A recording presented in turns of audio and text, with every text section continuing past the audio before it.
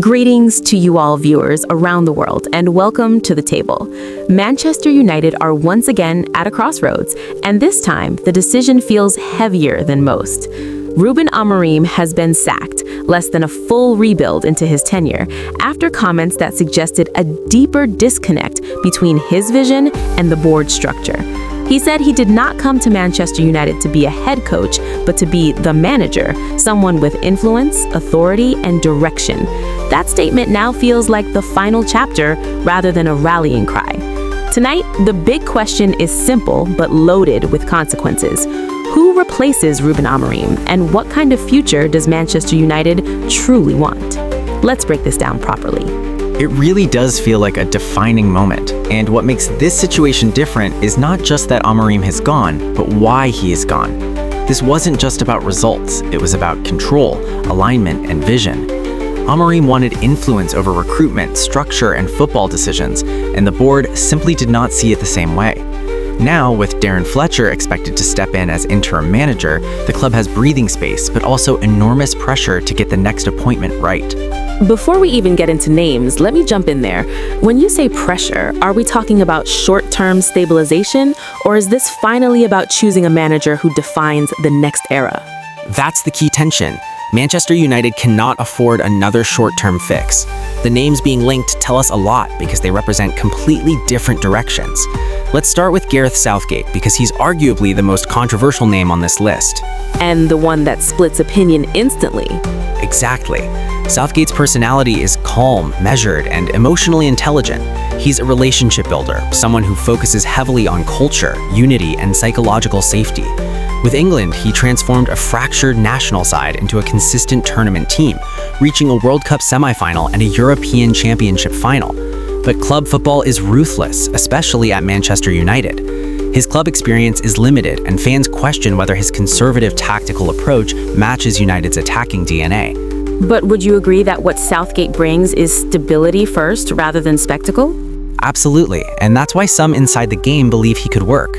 United right now are emotionally unstable as a club. Southgate would lower the temperature, rebuild trust, and reset standards.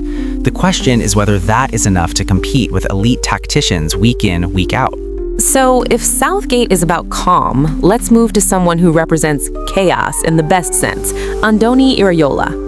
Iraola is the complete opposite. His personality is intense, demanding, and relentless. His teams press aggressively, play with courage, and refuse to be passive. At Bournemouth, he's taken a squad many wrote off and turned them into one of the most uncomfortable teams to face in the Premier League. This is front-foot football, high risk, high reward. But is that a gamble United can afford? That's the concern. Iraola would need full backing. His system demands fitness, discipline, and recruitment tailored to his style. If United commit, it could be transformative. If they half commit, it collapses quickly. He brings identity, but identity comes with sacrifice.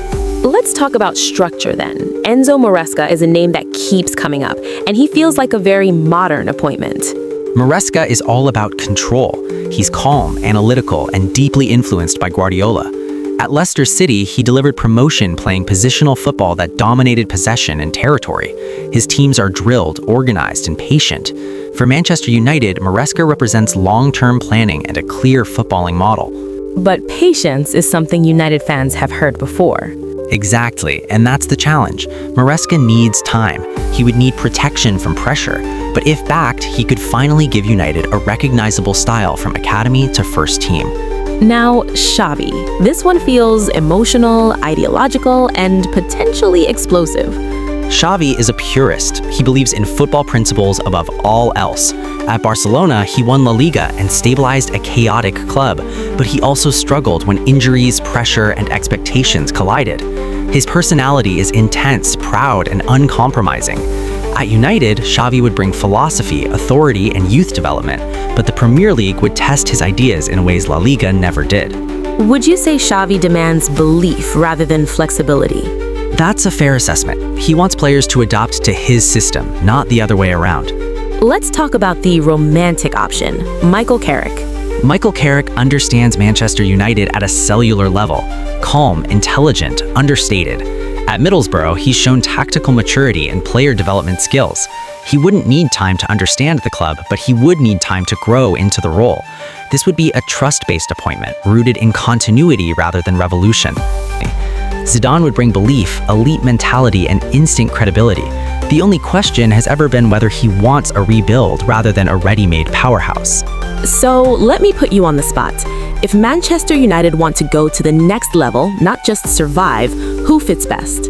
If it's about winning now and restoring belief, Zidane. If it's about identity and energy, Areola. If it's about structure and long-term dominance, Maresca.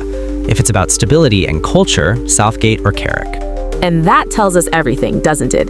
This decision isn't about who is available, it's about who Manchester United choose to become. Ruben Amorim wanted to be the manager, not just the coach, and his exit proves the club still hasn't fully resolved what it wants its manager to be. The next appointment must align vision, authority, and execution, because another mismatch will only restart the cycle. That's all from the table tonight. Manchester United's next move will define their future, and every eye in football is watching.